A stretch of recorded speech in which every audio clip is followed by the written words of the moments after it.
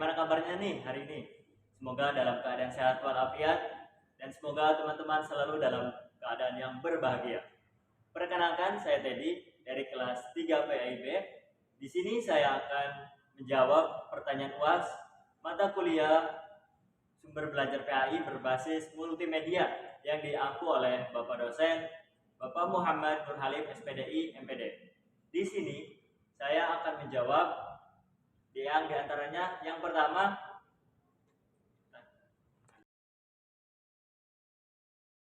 dua tugas yang saya buat sebagai sumber belajar PAI.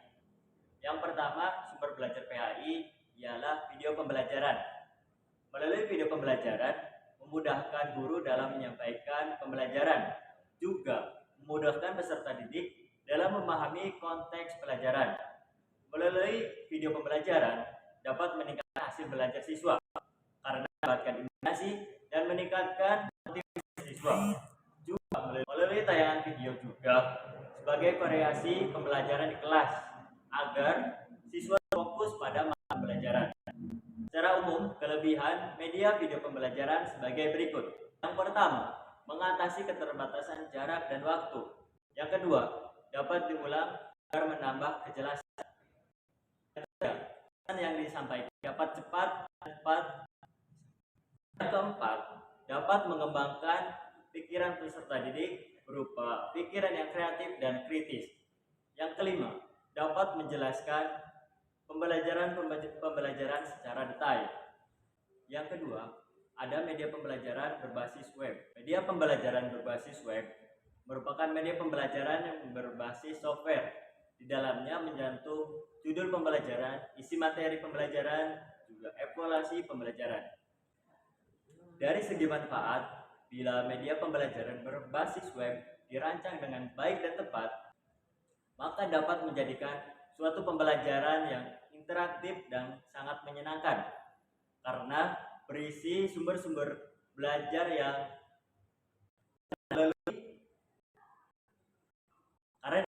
melalui media pembelajaran berbasis juga dapat membuat peserta didik memiliki cakupan materi yang lebih banyak, juga dapat mengurangi biaya operasional yang dikeluarkan oleh sekolah. Kemudian soal yang kedua,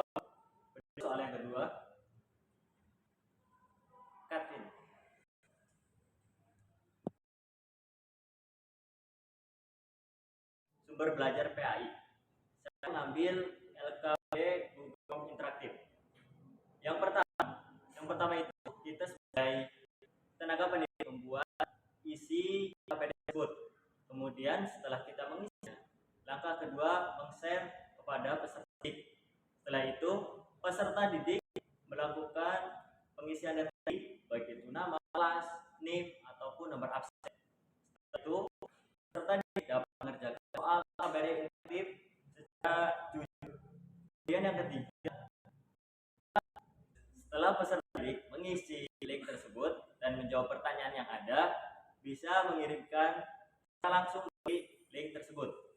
Setelah dikirimkan, secara otomatis guru dapat melihat jawaban yang telah dilakukan oleh peserta didik, baik itu nilai, nama, dan evaluasi pendidikan nilai, juga evaluasi pembelajaran yang telah dilaksanakan melalui LKPD Google Form interaktif tersebut. Kemudian soal ketiga, berikut soal yang ketiga.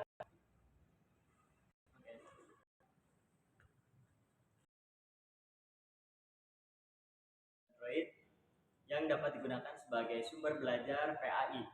Yang pertama ada NU Online. Berikut penjelasannya aplikasi berbasis aplikasi NU Online berbasis Android.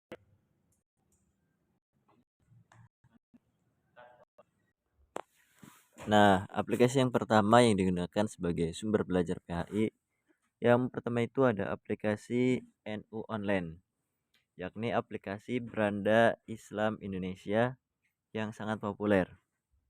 Aplikasi ini berisi tentang amalan-amalan muslimin ya yang khususnya untuk warga Nahdliyah.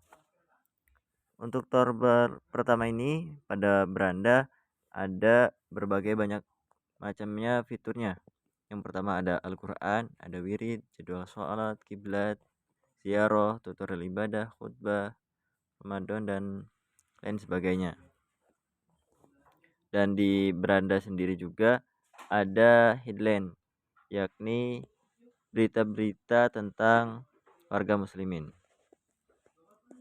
Terus toolbar yang kedua itu ada Al-Quran, seperti biasa Al-Quran digital. Kemudian yang ketiga itu ada artikel. Artikel ini berbagai, baik itu nasional maupun internasional, juga daerah dan lain sebagainya. Kemudian ada kalender hijriyah, dan kemudian ada pengaturan aplikasi tertentu. Nah, menurut saya aplikasi ini sangat membantu ya untuk kita, baik itu dalam mengamalkan sholat kita, baik itu wirid dan doa, juga banyak amalan lainnya yang pastinya yang bisa kita laksanakan dan kita istiqomahkan dalam menjalankan ibadah kita. Yang kedua, ada aplikasi Cerdas Selamat Islam. Berikut penjelasannya.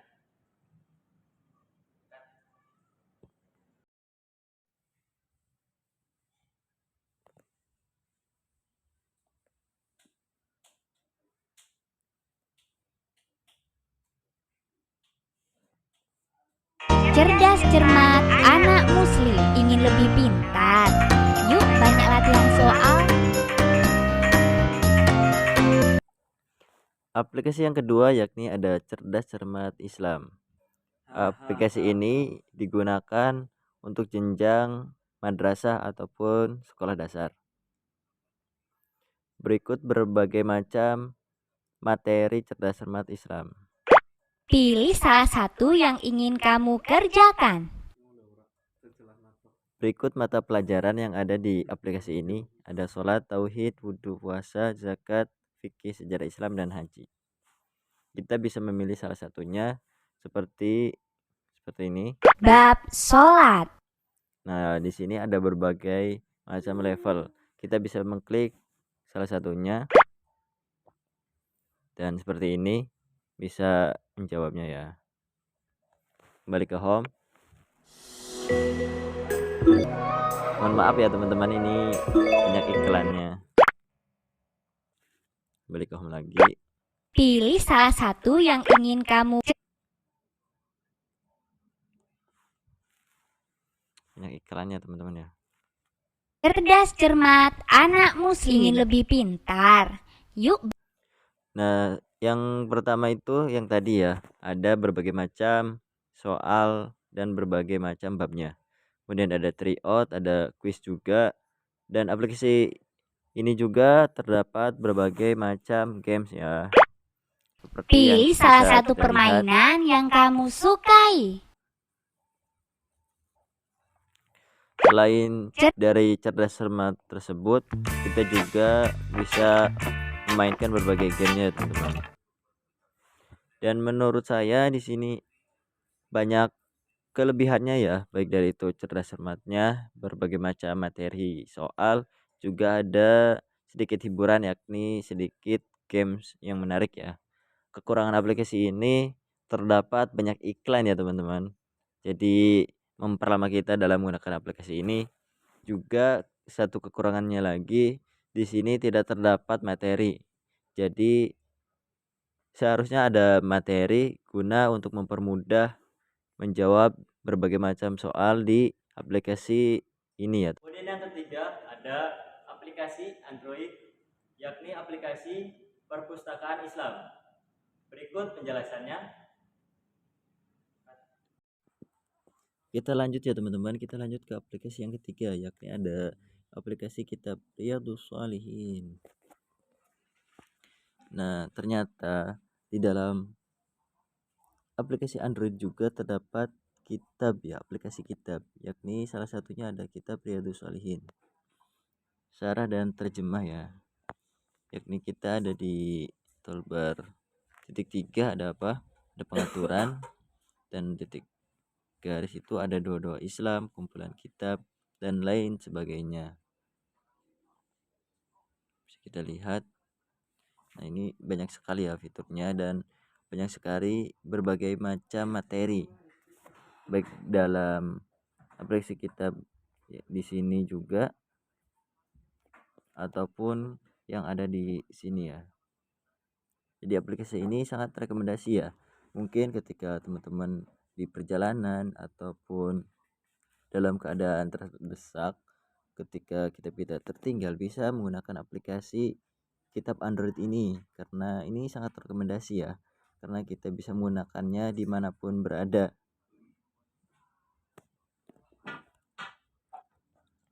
Dan pokok utamanya ya, sebelum kita belajar di aplikasi ini, kita terlebih dahulu harus memiliki seorang guru ya atau masayih untuk kita belajar terlebih dahulu terhadap kitab Riyadhus Shalihin ini.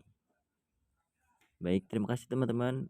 Itulah dari 3 aplikasi yang dapat saya jelaskan. Terima kasih teman-teman atas perhatiannya. Jangan lupa like dan subscribe ya teman-teman. Terima kasih. Wassalamualaikum warahmatullahi wabarakatuh. Sampai ketemu lagi ya teman-teman.